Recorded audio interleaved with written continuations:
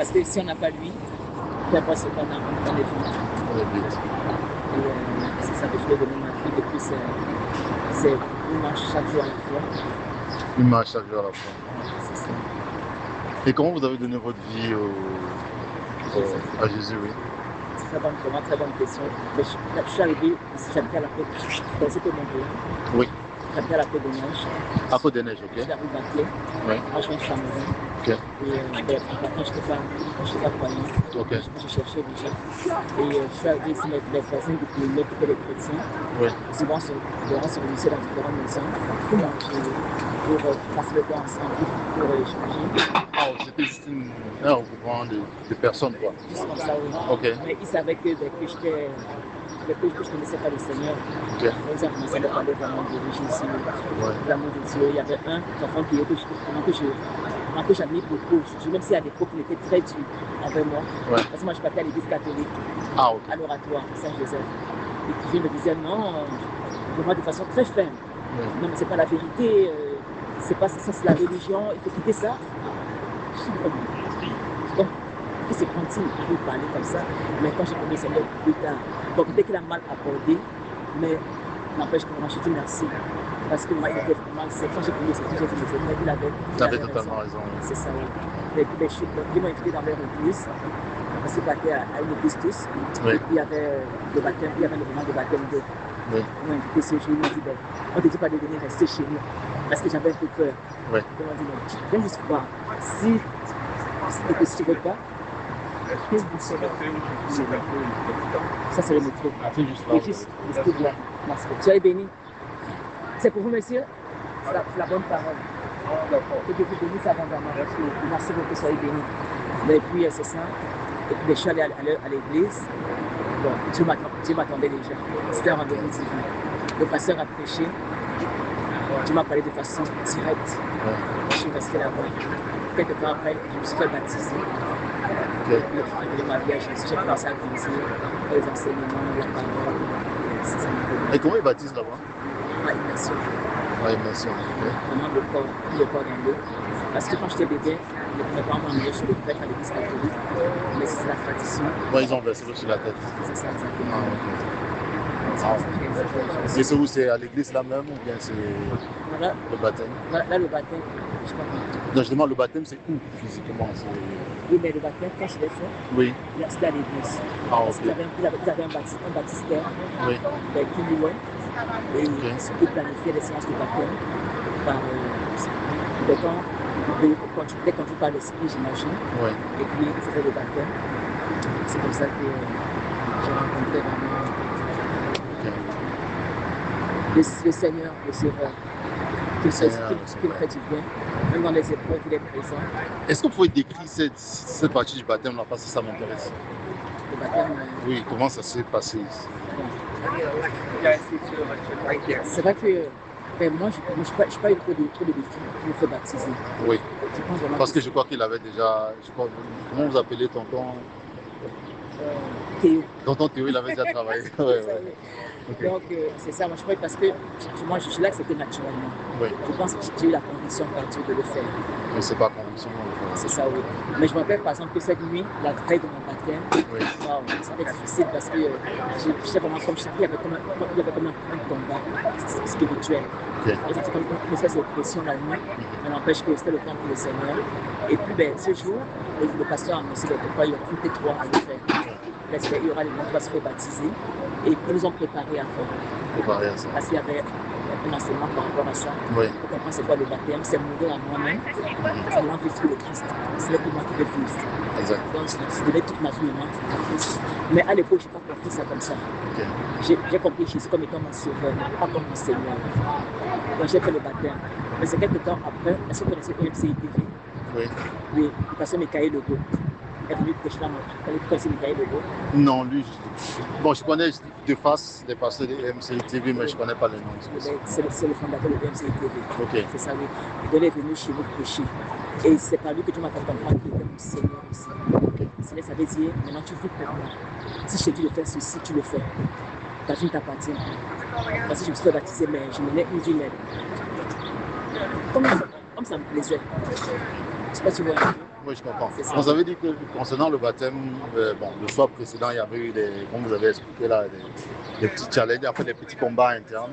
Et puis le lendemain, vous vous êtes fait baptiser dans le baptistère de Dieu. Vous êtes fait baptiser dans le baptistère au nom du Père, du Fils et du Saint-Esprit. Okay. Est-ce que je peux donc vous annoncer que ce baptême-là n'est pas correct?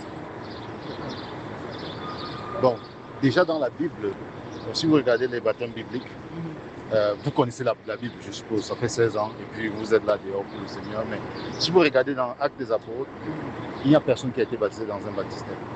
Vous avez remarqué ça?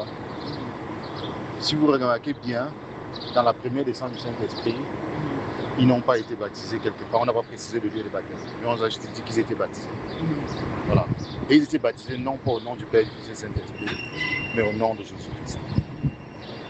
Maintenant, si vous regardez la deuxième place, où il y a des gens qui sont baptisés, c'est l'apôtre Paul, quand il est allé à Éphèse. Il a rencontré ces 12 personnes. Et puis, il a dit, est-ce que vous avez reçu le Saint-Esprit? Ils ont dit non. Et il a posé la question, mais de quel baptême avez-vous été baptisés? Et ils lui ont dit qu'ils ont été baptisés du baptême de Jean-Baptiste. Sur quoi il se fut baptisé au nom de Jésus-Christ.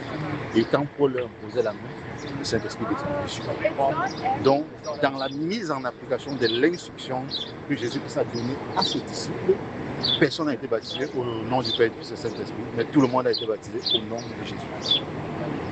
Et tout le monde a été baptisé dans de l'eau courante. Si vous voyez l'épisode de Philippe l'évangéliste, Philippe l'évangéliste avec l'eunuque éthiopien, il l'a vu, il a rencontré sur la route de Damas. Il a commencé à Azote, là-bas, quand il descendait.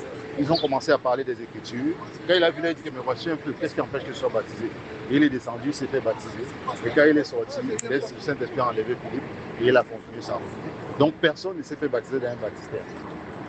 Et tout le monde s'est fait baptiser au nom du Père, du Fils, et non, au nom de Jésus-Christ, pas au nom du Père, du Fils et du Saint-Esprit. Bon, c'est vrai que, est-ce que vous avez le temps? Je ne sais pas, est-ce que c'est un temps au travail? Non, allons-y. C'est ma pause, j'ai quand même environ 30 minutes à 1 heure que je peux prendre ton cours. Ouais. Et comment c'est fait? Mon prénom c'est Achille. Oui. C'est fait aussi. Ok, enchanté. Enchanté aussi. Est-ce que tu es d'accord que le Père, le Fils et le Saint-Esprit font un? Oui. Est-ce que tu es d'accord qu'ils ont la même puissance? Oui. Est-ce que tu es d'accord que Dieu est esprit et que Jésus sur la terre était Dieu et que l'Esprit Saint c'est Dieu également? Tout à fait, oui. Pourquoi maintenant si on baptise le Père, le Fils et le Saint-Esprit, c'est différent? Ok, je vais prendre un exemple terre à terre. Moi, par exemple, je suis un père. Je suis marié, j'ai des enfants. Vous voyez. Et puis, je suis le fils de mon papa. Donc, si on me regarde moi, on peut voir que je suis un père. Je suis le fils de mon papa. Et puis, mes enfants, et puis, par exemple, je travaille. Je suis informaticien. Donc, on peut dire, je suis informaticien, je suis un fils et je suis un père. Donc, ces qualifications-là peuvent s'appliquer non pas seulement à moi. Il y a probablement quelqu'un qui fait le même travail, ou bien qui fait un travail similaire, qui est marié, qui a des enfants, et qui forcément est né de quelqu'un. Donc, si on prend le père, on prend le fils et on prend l'informaticien, on va mettre plusieurs personnes là dans ce contexte. Et c'est ça le danger. C'est pour ça que quand ses disciples faisaient, ils ne faisaient pas dans le nom, mais ils faisaient dans la personne. Parce que la révélation, le seul nom par lequel on va être sauvé, c'est le nom de Jésus. C'est pour ça que la révélation, c'est dans le nom de Jésus, pas dans le nom du Père, du Fils et du Saint-Esprit. Je prends encore un autre exemple très simple. Si par exemple je dis à mon fils que le boutiquier me connaît, bon, moi je suis Camerounais aussi.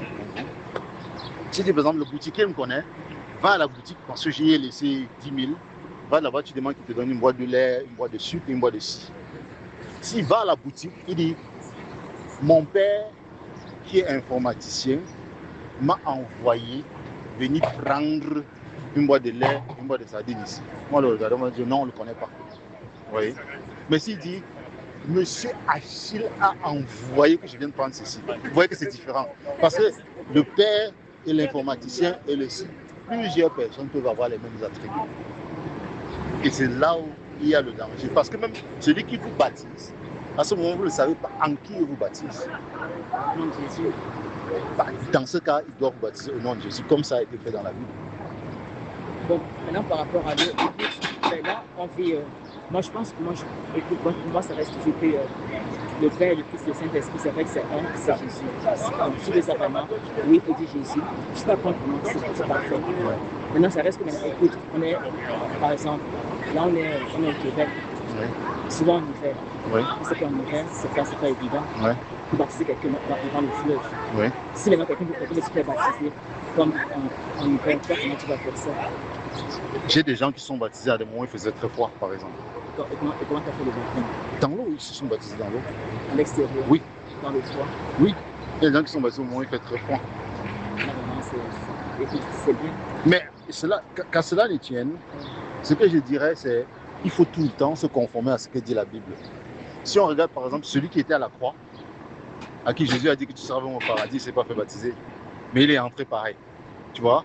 Mais par contre, tu vas voir personne qui a été baptisé d'une manière bizarre dans la parole. Ce que je veux par là dire, c'est quoi? C'est que autant mieux ne pas faire ce qui est mauvais et toujours se conformer à ce qui a été fait dans la parole. Mais si, oui, vas-y. Parce que même quand on parle de Corneille qui a reçu le Saint-Esprit avant le baptême, parce que j'ai pas dit, mais peut on refuser le baptême nous, parce qu'on a été baptisé le Saint-Esprit. On ne dit pas comment Corneille a été baptisé.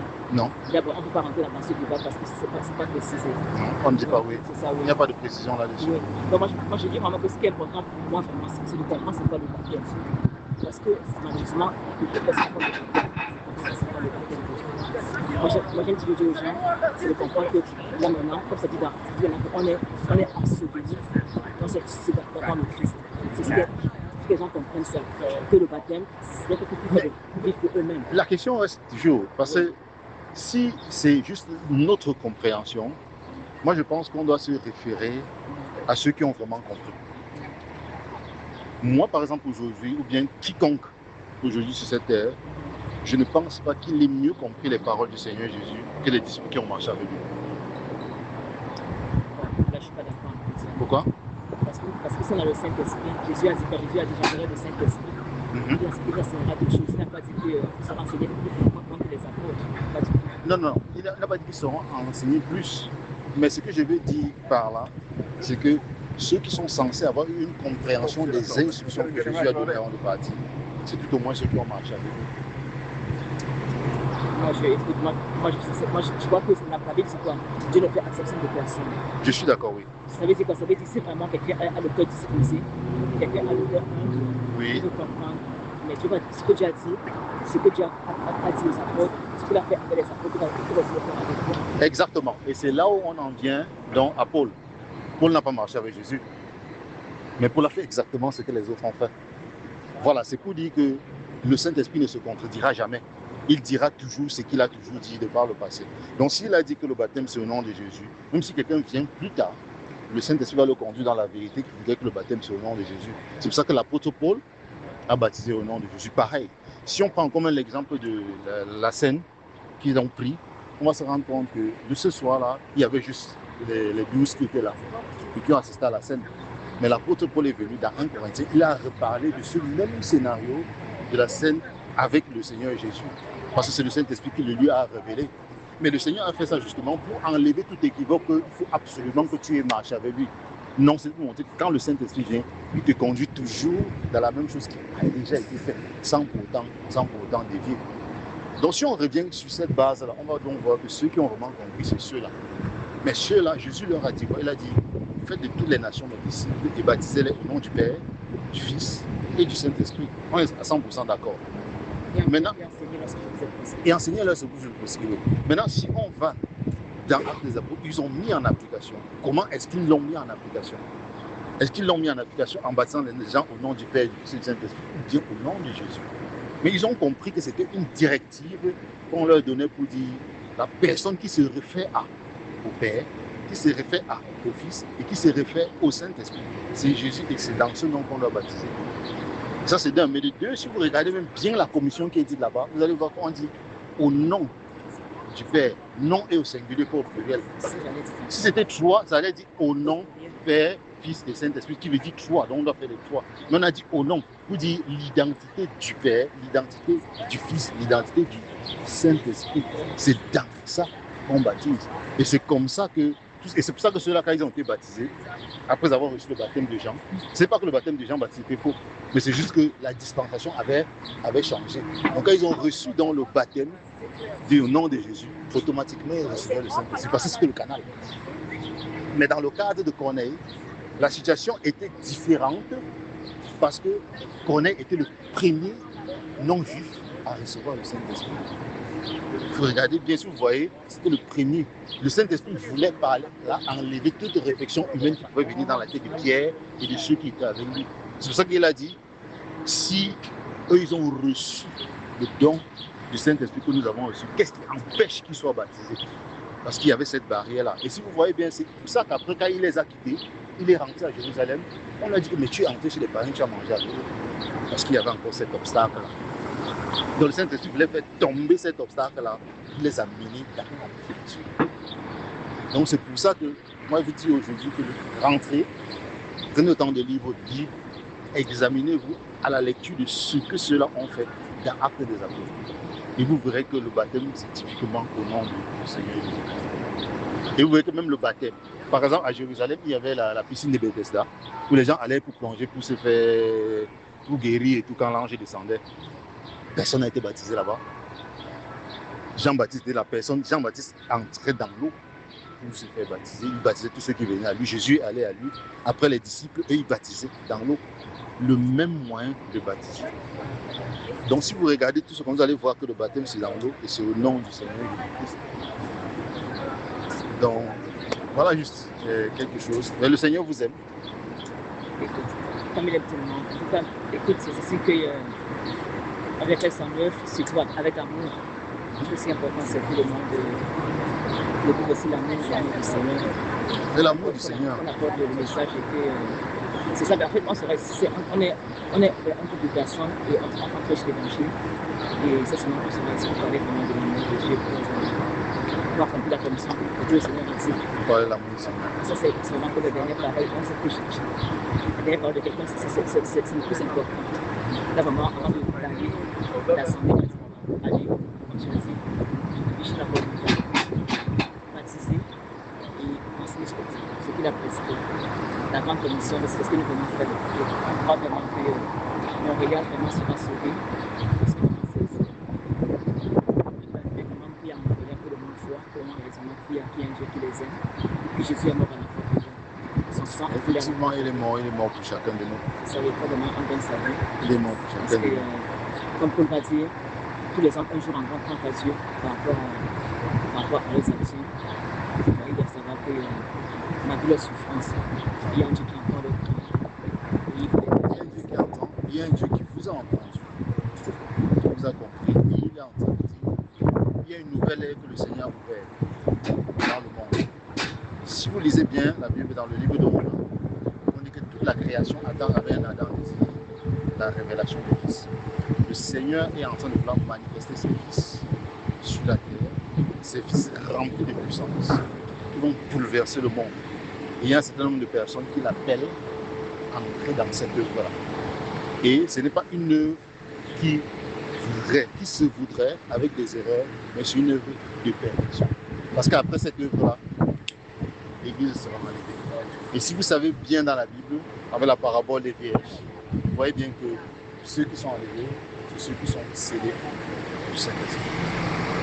Donc tous ceux qui seront enlevés seront scellés du Saint-Esprit. Et ça, c'est en train de venir. Donc prenez juste le temps, sur la base de ce qu'on a discuté par la grâce de Dieu, et afin que le Père lui-même pose la question, mais qu'est-ce que Seigneur, qu'est-ce que tu veux faire? Est-ce que ce jeune homme-là, quand il me parlait, est-ce qu'il avait raison? C'était juste des âneries. C'est sincèrement la question aussi.